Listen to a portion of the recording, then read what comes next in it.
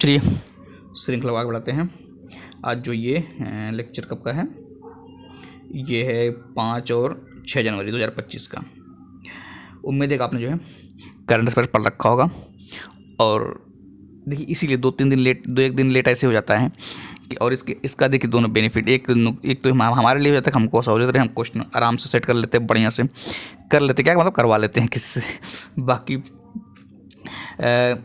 Current affairs उसके बाद जो है एक्सप्लेन अच्छे से वो भी देख लिया जाता है अच्छे से, तो आसान हो जाता है थोड़ा सा मेरे लिए भी, और आपके लिए आसान हो जाएगा। आपने करंट अफेयर्स पढ़ रखा है, बस कल आपको टेस्ट चेक करना है, आपको और कुछ नहीं पता चला, खुद से पढ़ना शुरू कर दे। डेली अपडेट करना कठिन होता है। जैसे मान लिया अभी तुरंत न्यूज आया, अब तुरंत मैं आपको करंट अफेयर्स का टेस्ट भी दे दूँ, इस पर क्या होता है कि आप फिर चेक करना कठिन हो जाएगा, क्योंकि आप हो सकता है पढ़े हों उस दिन, तो ये समझ आती है। लेकिन जब 2-1 दिन हो जाता है, इसका मतलब पढ़े हैं। अगर आप यूपीएससी के लिए उधर 2025 के लिए सीरियस लगे हुए हैं तो पक्का पढ़े होंगे। तो अब केवल जो है टेस्ट देखते हैं। पहला क्वेश्चन देखते हैं, ये चर्चा में रहने वाला कॉफ़ी के संबंध में कथनों पर विचार कीजिए। पहला स्टेटमेंट, चीन विश्व का सबसे बड़ा कॉफ़ी उत्पादक देश है। दूसरा, रोबस्टा की गुणवत्ता अरेबिका से बेहतर होती है। अब अपना जो है आंसर चेक कर लीजिए, मतलब लगा लीजिए कौन सा आंसर आपने माना, कि पहला माना, सही माना, दूसरा ABCD जो भी समझ आ जाए। क्योंकि अब हम बात करते हैं इसके आंसर पे, एक्सप्लेन पे। पहली चीज़ तो चीन विश्व का सबसे बड़ा कॉफ़ी उत्पादक देश है, यहीं पे गलत हो गया। चीन नहीं है, कौन है फिर? ब्राज़ील है। उसके बाद रोबस्टा की गुणवत्ता अरेबिका से बेहतर होती है, ये यूपीएससी वाला कॉन्सेप्ट फ्लिप कर दिया गया। रोबस्टा और अरेबिका में अरेबिका की गुणवत्ता रोबस्टा से बेहतर होती है, अरेबिका की गुणवत्ता रोबस्टा से बेहतर होती है। अब कितने लोग ये नहीं पता होगा अब अरेबिका और रोबस्टा है क्या, तो फिर तो कॉफ़ी का क्वेश्चन ही गलत कर देंगे। वो कॉफ़ी ही जानते थे कितने लोग, बेसिक जो नए नए होंगे, तो उनकी थोड़ी समस्या हो जाएगी। खैर उस पर इसमें आंसर क्या है, आंसर क्या, डी, मतलब दोनों का दोनों गलत है। पहला स्टेटमेंट भी गलत है और दूसरा भी गलत है, दोनों क्या है, गलत है। उसके बाद एक्सप्लेन देख लीजिए क्या कह रहा है एक्सप्लेनेशन में। पहली चीज़ क्या है कि 2024 में क्या हुआ कि कॉफ़ी जो है, कॉफ़ी की कीमत 60% बढ़ गई। अपने आप में ही इंपॉर्टेंट है ये कि जो है कि कॉफ़ी की 60% कीमत बढ़ गई है। उसके बाद क्या हुआ कि ये ऐसा 45 वर्ष में हुआ है, मतलब सबसे उच्चतम जो हुआ है 45 साल। ये भी अपने आप में एक अचीवमेंट का यूनिक चीज़ है, नया चीज़ है। उसके बाद इसका कारण क्या है, इसका कारण है सूखा, कि सूखा आया जिस वजह से उत्पादन कम हो गया, तो समस्या पैदा हो गई। अब भारत क्या है, भारत की बात करें तो भारत विश्व में 8वां देश है जो कि कॉफ़ी का उत्पादन करता है। वहीं पर ब्राज़ील क्या है, मैंने पहले दिखा दिया पहले स्टेटमेंट में ही कि ब्राज़ील जो है पहले नंबर पे है कॉफ़ी उत्पादन में। भारत जो है रोबस्टा की अगर बात करो तो रोबस्टा और अरेबिका ये दोनों क्या है कि कॉफ़ी के टाइप हैं, ठीक है ना, ऐसा है। तो भारत और रोबस्टा की अगर बात करते हैं तो भारत और रोबस्टा के उत्पादन में 5वें स्थान पर है। और रोबस्टा जो है कॉफ़ी के, अगर पूरा कॉफ़ी की बात कर रहे हैं तो कॉफ़ी में योगदान रोबस्टा कितना है, 74% इसकी हिस्सेदारी है। मतलब रोबस्टा बहुत ज़्यादा पैदा होता है, ये अपना योगदान देता है। तो ठीक है, तो ये कुछ एक्सप्लेनेशन थे इस क्वेश्चन से रिलेटेड, कि अगर आपको एक बेसिक आइडिया हो जाता है कि हाँ चलो कि भाई रिवीजन हो जाएगा, अच्छे से समझ में आता है, अंडरस्टैंडिंग बन जाती है। उसके बाद दूसरा क्वेश्चन देखिए आप, ये देखिए क्या है कि हाल ही में चर्चा में रहा कौन, net zero banking alliance NZBA के बारे में सही विकल्प का चयन कीजिए। किसके बारे में, NZBA। अब देखिए क्या है, यह बैंकों द्वारा संचालित और संयुक्त राष्ट्र द्वारा समन्वित एक समूह है। पहली चीज तो ये देखिए। उसके बाद क्या कह रहे हैं कि ये सभी भारतीय बैंक NZBA के सदस्य हैं। दूसरा स्टेटमेंट। तीसरा क्या कह रहा है, चलो विकल्प, कि इसने अपना उद्देश्य 2047 तक पूरा करने का लक्ष्य रखा है। अब देखिए सभी भारतीय, ये देखिए सभी भारतीय बैंक NZBA के सदस्य हैं, सीधे गलत है ये। कोई भारतीय bank NZBA net zero banking alliance का सदस्य नहीं है, पहला स्टेटमेंट। दूसरी वाला क्या कह रहा है, इसने अपना आप लगा लिए आंसर, मैं वहाँ चल रहा हूँ, आप क्या सोचेंगे पॉज करके चेक कर लीजिए। अब जो आप चेक करिएगा, इसने अपना उद्देश्य 2047 तक पूरा करने का लक्ष्य, ये भी गलत है। यूपीएससी फैक्ट खेलता है, याद रखिएगा, तो ये भी स्टेटमेंट गलत। क्यों, 2000 कितना है, 50 है ये चीज़। तो इसका मतलब क्या हुआ कि यह बैंकों द्वारा संचालित और संयुक्त राष्ट्र द्वारा समन्वित एक क्या है, समूह है। तो इतना जो है पहले अगर आपको पता है, थोड़ा सा बेसिक पढ़ेंगे, हालांकि ये क्वेश्चन आसान नहीं था, जो लोग हल्का में रहेंगे गलत पक्का गलत किए होंगे। तो ये भी जो है एक, अब इसके बारे में थोड़ा देख लें कुछ एक्सप्लेनेशन वगैरह क्या है कि नहीं है। आंसर क्या निकला इसका? आंसर ए है। ठीक है, दिखिए आपको बताने वाली बात है, ये छोटे बच्चे तो है नहीं। देख लीजिए, इसका उद्देश्य NZBA यही है ना, इसके बारे में थोड़ा देख लीजिए। इसका उद्देश्य क्या है? बैंकों द्वारा ऋण प्रदान करना। इसका उद्देश्य क्या है कि बैंकों द्वारा क्या करना है? ऋण प्रदान करना, उसमें बढ़ाना है, उसको समृद्ध करना, निवेश करना, और क्या करना? पूंजी बाजार आदि इन सब चीज़ों में काम करने से क्या है? NZBA मतलब इकोनॉमी से रिलेटेड पूरा ध्यान रखिए। पॉइंट क्या है कि UNEP United Nation Environment Programme, ये एनवायरनमेंट की बात हो रही है।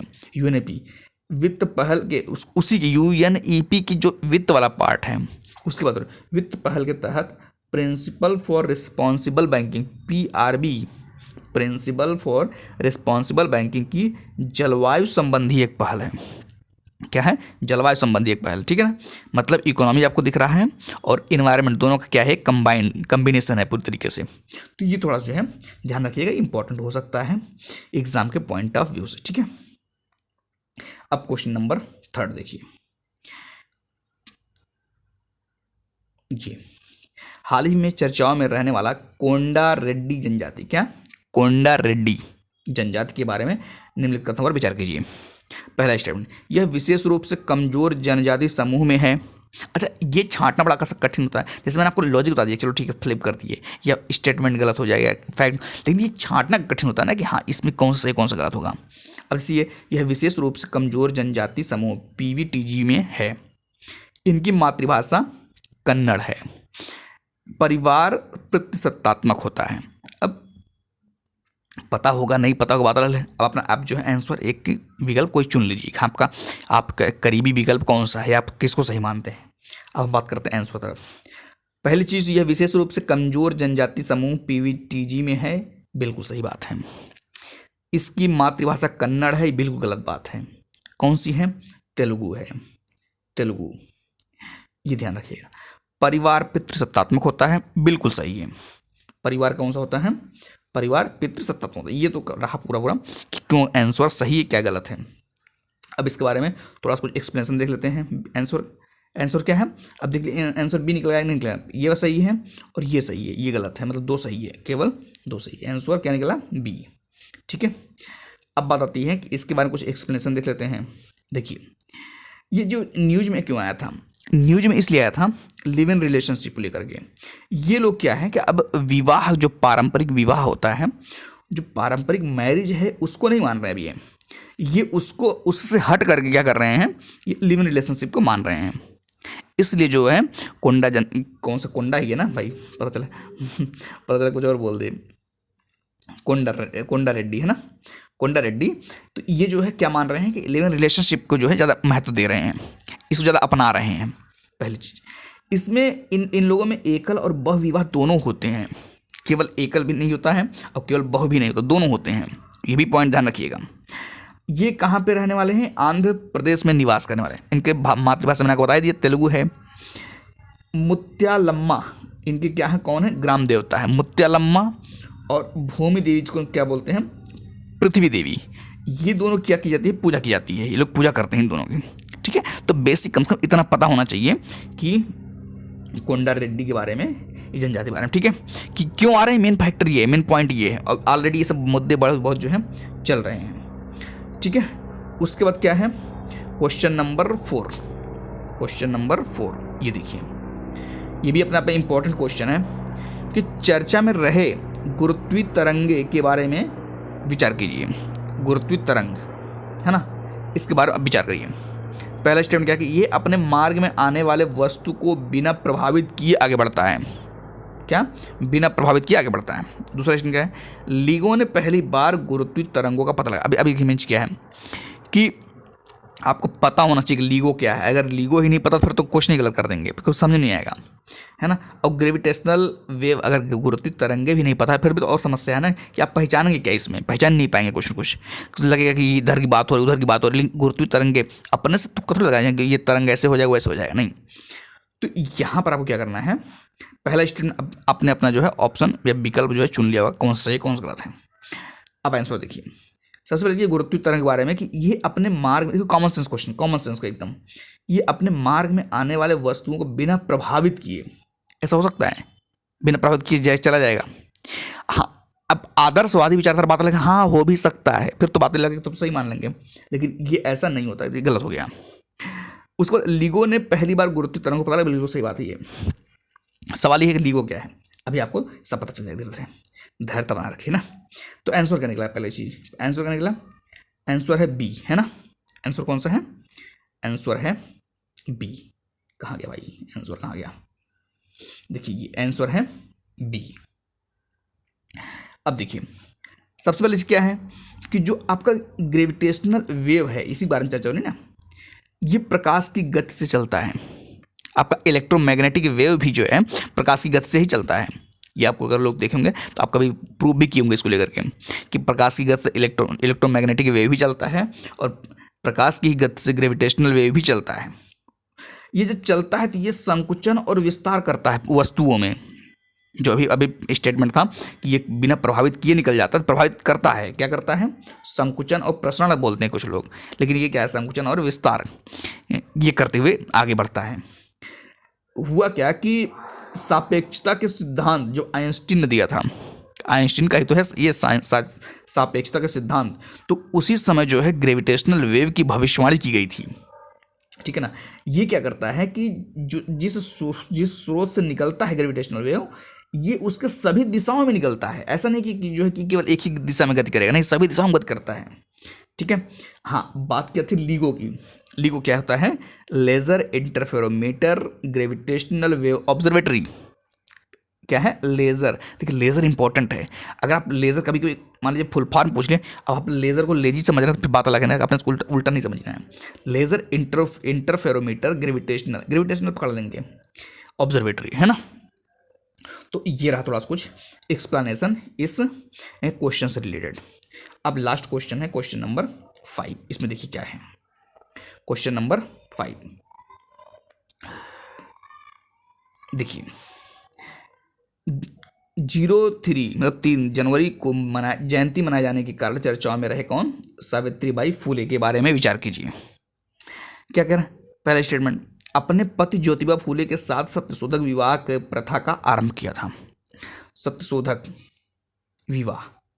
उसके बाद क्या है, उन्होंने बाल विवाह का विरोध किया था, दूसरा स्टेटमेंट। तीसरा क्या है, 1890 में उनका पहला कविता संग्रह काव्य फूले प्रकाशित हुआ। जब भी फैक्ट आए ना थोड़ा सा सावधान रहिए उस पर, नहीं पता है तो रिस्क लीजिए थोड़ा सा कि गलत होगा, पता है तो ठीक है, नहीं पता गलत। अब जैसे ये कह रहा है 1890, अगर आपने थोड़ा सा भी पढ़ा होगा काव्य फूले के बारे में, थोड़ा सा मतलब कि कहीं पर भी देखा होगा, तो ये 1890 ना होकर के 1856 है बस, और थर्ड स्टेटमेंट ही काटना है आपको। इजी क्वेश्चन था एकदम उनके लिए जिनको फैक्ट पता है। जैसे आपने क्या किया, थर्ड को काटा, थर्ड को जैसे ही आपने ये काटा, यहाँ पे पूरा ये गया ये गया ये गया, बचा कौन, आंसर ये।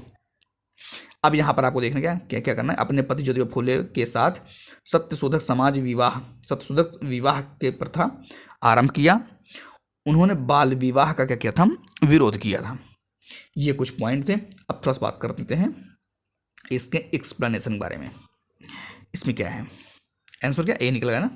देखिए इनका जन्म कहाँ हुआ, महाराष्ट्र के सतारा में। पहली चीज, देश की प्रथम बालिका विद्यालय की प्रथम प्रधानाध्यापिका, देश के प्रथम बालिका, याद रखिए ये बात कि देश के प्रथम बालिका की बात हो रही है, बालिका विद्यालय। शूद्रों और अतिशूद्रों को शिक्षित करना इनका जो है कार्य था, मतलब उद्देश्य था, ये करते थे, उसमें योगदान देते थे। विधवा पुनर्विवाह का समर्थन किया इन्होंने, और कई विधवाओं का इन्होंने जो विवाह भी करवाया, उनके जो जानकारी में थे कई विधवाओं को उन्होंने विवाह भी करवाया। मराठी की आधुनिक कवियत्री भी है ये, है ना। उसके बाद क्या है कि बाकी तो क्वालिटी है ना, एथिकल वैल्यू की समता, न्याय, दोष सिद्धि का साहस, ये सब इनको जो है कैरेक्टर थे, मतलब ये जो है इनके गुण कह लीजिए, गुण। तो ये सब कुछ एक्सप्लेनेशन थे इसके बारे में, इस क्वेश्चन के बारे में, ठीक है। तो उम्मीद है कि आपको पूरे पूरे आर्टिकल समझ में आए होंगे, क्वेश्चन एक्सप्लेनेशन भी समझ में आए होंगे, है ना। धीरे धीरे ऐसे क्वालिटी बढ़ती रहेगी और भी कुछ नए नए स्टेप लेते रहेंगे, नए नए एक्सपेरिमेंट करते रहेंगे। क्यों? क्योंकि वही उद्देश्य क्लियर रहना चाहिए कि आपको किस टारगेट के लिए लगे रहना है, ठीक है। निरंतरता बनी रहनी चाहिए बस, ठीक है। तो आज के लिए इतना रखते हैं, बाकी मिलेंगे नेक्स्ट वीडियो में।